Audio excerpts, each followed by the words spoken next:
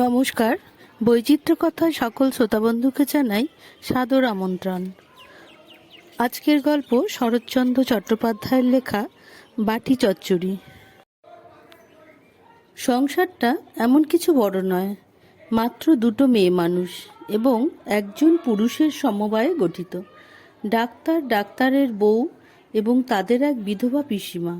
আবার এই পিসিমা ডাক্তারের চেয়ে বছর দশেকের ছোট, সরকারি হাসপাতালের পুরনো ডাক্তার। চক্রধরপুরে বদলি হয়ে সম্প্রতি এসেছে। ছোট সংসার আর ছোট্ট একখানা বাড়িতে অবস্থিত। বেশ ভালোভাবেই চলে যাচ্ছিল, সুখে শান্তিতে, হাসিতে আনন্দে।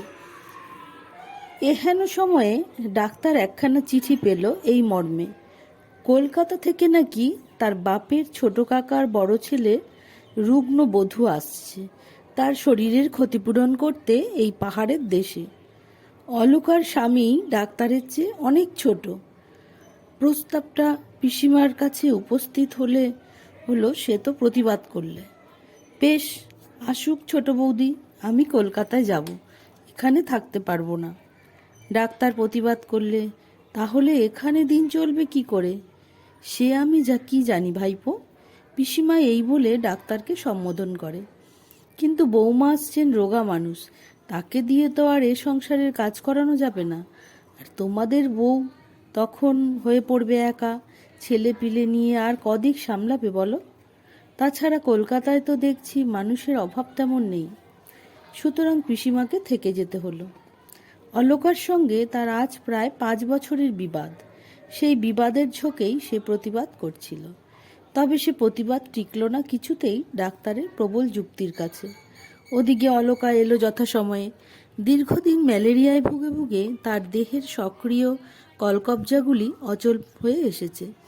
শরীরের সে কান্তি বা শোভা নেই, মুখশ্রী হয়েছে কালিমা লিপ্ত। গায়ের হাড়গুলো এমনভাবে বার হয়ে পড়েছে যে তাদের এক এক করে গোনা যায় অক্লেশে। আসার পরের দিন তো ডাক্তার পরীক্ষা করলে, দেখলে জীবনের আশা বড় কম। নিজের মৃত্যুর জন্য সে নিজেই দায়ী, কারণ সে মৃত্যু ডেকে এনেছে অযথা নিজের নির্বুদ্ধিতার ফলে এবং চিকিৎসার অভাবে। এমনকি কথা বললে হয়তো অত্যুক্তি হবে না যে সে ক্ষয়ে ক্ষয়ে নিঃশেষের পানে এগিয়ে যাচ্ছে ক্রমশ নিছক ভিটামিনের অভাবে বা খাদ্যপ্রাণের অকিঞ্চিতকরতায়। স্বামীর দীর্ঘদিনের বেকার অবস্থা রোগের আরেকটি কারণ বলা যেতে পারে। যা হোক, বৌমার চিকিৎসা এবার চলতে লাগলো যথাসাধ্য, কিন্তু সে চিকিৎসার কোনো সুফল হলো না মাসখানেকের মধ্যেও। ডাক্তার হতাশ হয়ে মাথায় হাত দিয়ে বসল। তবু অলকার রোগ কমল না, পরন্তু বৃদ্ধি পেতে লাগলো একটু একটু করে, দিন দিন সকল চেষ্টাকে ব্যর্থ প্রতিপন্ন করে। অলকার নুন খাওয়া নিষেধ। কোনো এক রাজার মেয়ে নাকি তার বাপকে নুনের মতো ভালোবাসত। সুতরাং নুনের প্রয়োজনীয়তা কিংবা গুণ সামান্য নয়। তাই অলকা সচরাচর নুনহীন তরকারি খেত না। ডাক্তারের বউ আবার লোককে খাওয়াতে নাকি বড় ভালোবাসত।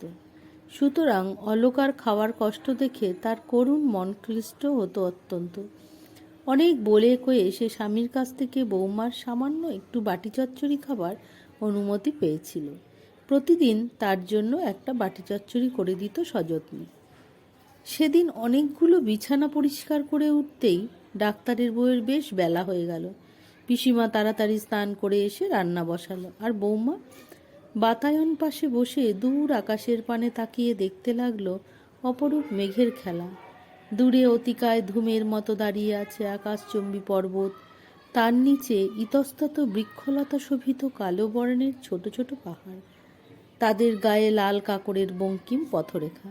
মনে হয় যেন কোনো অচিন দেশে চলে গেছে পাহাড়ের বুক বেয়ে। বৌমা অন্যমনস্ক হয়ে ভাবছিল। এমন সময় ডাক্তারের বউ ভিজে চুল মুছতে মুছতে এসে বলল, বৌমা, আজ কি দিয়ে দুধ সাবু খাবে? যা হোক দিয়ে খাবো এখন মা। কেন বাটি করতে বলে দিলে না? থাকগে, কুটনো তো সব কাটাকোটা হয়ে গেছে, তা হোক, তুমি একটা বাটি করতে দাও না। কথা শেষ করে ডাক্তারের বউ গৃহত্যাগ করে আর বৌমা উঠে যায় বাটি চচ্চড়ির কুটনো কুটতে। পিসিমা কড়ার উপর মাছ দিয়ে একবার বাটির পানে তাকিয়ে নিল, তারপর বললে, বলি, হ্যাঁ গো বৌদি, আমার গতরে কি এমন পোকা পড়েছে? বৌমা সবিস্ময়ে কয়, কেন ঠাকুরজি? মুখরা পিসিমা তখন ফেটে পড়লেন। আমি কি বাটির কুটনো কুটতে পারি না? না কুটলে হাতে পক্ষাঘাত হতো। তেজ করে আমায় একবার বলা হলো না? রাগ তো 12 মাস লেগেই আছে, তার আবার অত দেমাক কিসের? রুগ্ন বধূটির শুষ্ক নয়নদ্বয় বিদীর্ণ করে ঝরে ঝরে অঝরে মুক্তোর মতো অশ্রুকণা নিদারুণ ঘৃণায় ও বেদনায়, ননদের এই বাক্যবাণের সুতীব্র আঘাতে। স্বামীর অর্থহীনতা এবং নিজের রোগের চিন্তায় তার সারা কোমল অন্তরাত্মা সহসা রি করে ওঠে। আর পিসিমার মুখে তখন যেন তুবড়ির আগুন লেগেছে। সমস্ত বারুদ না নিঃশেষিত হলে সে নীরব হবে না। বৌমা আস্তে আস্তে বাটিটা নিয়ে আসে সকলের অজ্ঞাতসারে। ঘণ্টা 2 পর পিসিমার বারুদ ফুরিয়ে যেতে ডাক্তারের বউ এসে বললে, বৌমা, বাটি আমায় দাও মা, আমি করে দিচ্ছি। ছি ছি, মানুষকে অমন করে বলে? 20 বছরের রোগশীর্ণ বধূটি আজ সারা হৃদয় মথিত করে কেঁদে ফেলল বিপুল বেদনায়। শ্বশুর শাশুড়িকে অকালে হারিয়ে সে আর বিধবা ননদের গঞ্জনা সহ্য করতে পারছে না। ডাক্তারের বউ আঁচল দিয়ে তার চোখের জল মুছিয়ে দিয়ে বললে, কেঁদো না মা, বাটিটা আমায় দাও। থাক মা থাক, বাটি আর আমি জীবনে খাবো না। ছি, সে কি হয় মা? খুব হয়। ডাক্তারের বউয়ের বহু অনুনয় বিনয় সত্ত্বে বৌমা বাটি বার করে দিলে না। ডাক্তারের বউ বেলা 1টা পর্যন্ত বাটির খোঁজে সমস্ত কিছু তন্ন তন্ন করে ফেলল। কোথাও সে বাটি পাওয়া গেল না। আর পাওয়া গেল না সে কোটা তরকারিগুলো। সেদিন রাতে ডাক্তার গিয়েছে রিহার্সাল দিতে। এবার পুজোয় নাকি ভারী ধুমধাম করে থিয়েটার হবে। ডাক্তারের বউয়ের মধ্যে অনেকগুলো এলাচ পুড়ে ছাড় পোকা মারতে বিছানা পাতিপুতি করে খোঁজে। একার নিত্যকার অভ্যাস। রাতে সে বড় একটা ঘুমোয় না। এমন সময় পাশের ঘরে বৌমা উত্তক্ত হয়ে বলে, ভালো জ্বালা, দরজাটা যে কিছুতেই খুলছে না মা। ডাক্তারের বউ আলো দিয়ে নিয়ে এগিয়ে এলো। কি হয়েছে বৌমা? দেখো না মা, দরজায় খিল কিছুতেই দিতে পারছি না। দরজা তো খোলা বৌমা, তবে খিল কোথায় গেল? ডাক্তারের বউ জানে যে তার জ্যাঠাইমা মৃত্যুর পূর্বে ওই রকম দিগ্ভ্রান্ত হয়ে গেছিল। বৌমার এই রহস্যজনক আচরণে সে রীতিমতো ভয় পেল। আস্তে আস্তে নিজে এসে দরজাটা খুলে দিল। সামান্য পরে বৌমা বাইরে এসে আবার নিজের বিছানায় শোয় এবং ডাক্তারের বউ মশা তাড়িয়ে পুনরায় মশারিটা গদির তলায় গুজে নেয়। তারপর কখন যে ঘুমিয়ে পড়ে জানে না। ডাক্তারের ডাকে ধড়মড় করে উঠে দরজা খুলে দিল। ডাক্তার বলে, যেন মোষ একেবারে, ঘুমে অচেতন। থাক, খুব হয়েছে। 8 ঘন্টা ধরে একজন ভদ্রলোক ডাকছে। সকালে অতগুলো কাঁথা তোষক কাচলে ও ভদ্রলোকের ওই দশা হতো নিশ্চয়ই। ডাক্তার শুয়ে ঘুমিয়ে পড়ে। কতক্ষণ যে ঘুম ঘরে কেটেছিল দুজনের তা হয়তো তারা জানে না। ডাক্তারের বউ সহসা সচেতন হলো স্বামীর আহ্বানে। ওগো ওগো, দেখো তো, ও ঘরে বৌমা কি যেন বলছেন। ডাক্তারের বউ শুনলে বৌমা পাশের ঘরে বলছে, দুধ চাই, কিছুতেই তো আলো জ্বলছে না। রুগ্ন কণ্ঠে ক্ষীণস্বরে নিশীথের নিস্তব্ধতায় ভঙ্গ করে অট্টহাসি হেসে ওঠে, যেন কিসের ব্যাকুল প্রচেষ্টায়। ডাক্তারের বউ গৃহে প্রবেশ করে দেখে সে এক অদ্ভুত ব্যাপার। বৌমা মশারির মধ্যে হ্যারিকেনের ল্যাম্প নিয়ে অনবরত ফসফস করে দেশলাইয়ের কাঠি জ্বেলে যাচ্ছে, আর সে প্রজ্বলিত কাঠি চিমনিতে ঠুকে ঠুকে নিভিয়ে ফেলছে প্রতিবার। এমনি করে জ্বালাতন হচ্ছে ব্যর্থতার বেদনায়। ডাক্তারের বউ স্তম্ভিত হয়ে স্থাণুর মতো স্থির হয়ে থাকলো মুহূর্ত। তারপর বলল, বৌমা, ও কি করছো মা? বউ মৃদু কন্দনের সুরে বলে, দেখ দেখিন মা, আলোটা কিছুতেই জ্বলছে না। বৌমার জ্ঞান সহসা ফিরে আসে। কিংকর্তব্য বিমূঢ়ের মতো দাঁড়িয়ে তাকিয়ে থাকে ডাক্তারের বউয়ের পানে। ডাক্তারও এগিয়ে আসে। তারপর তড়িতে বৌমাকে পরীক্ষা করে বলে, শিগগির আগুন করে ওর হাত পা সেঁক করো। এতক্ষণে পিসিমার ঘুম ভাঙে। আলস্য ত্যাগ করে পিটপিট করে তাকিয়ে থাকে।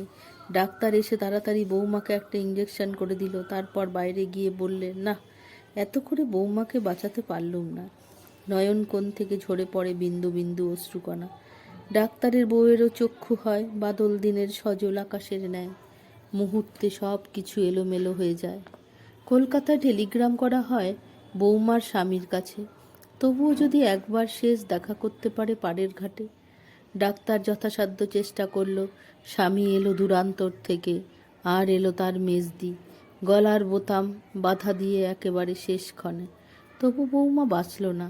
ডাক্তার কাঁদলো আর কাঁদলো তার বউ, মৃতার স্বামী মেজ ননদ।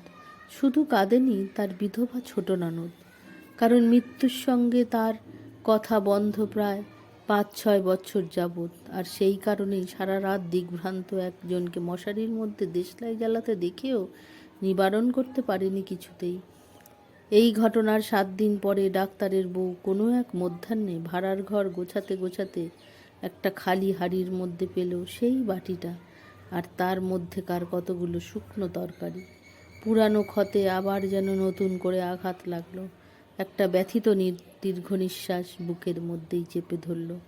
মর্মন্তন্তু বিচ্ছেদ বেদনা লাঘব করলে সে সশব্দ শোকার্ত বাক্য নিকাশে।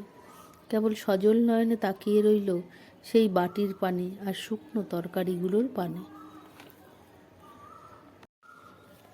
ভিডিওটা এখানেই শেষ করলাম। আমার গল্পটি যদি তোমাদের ভালো লেগে থাকে বন্ধুরা, তাহলে অবশ্যই চ্যানেলটিকে সাবস্ক্রাইব করো আর লাইক, শেয়ার ও কমেন্ট করতে ভুলো না।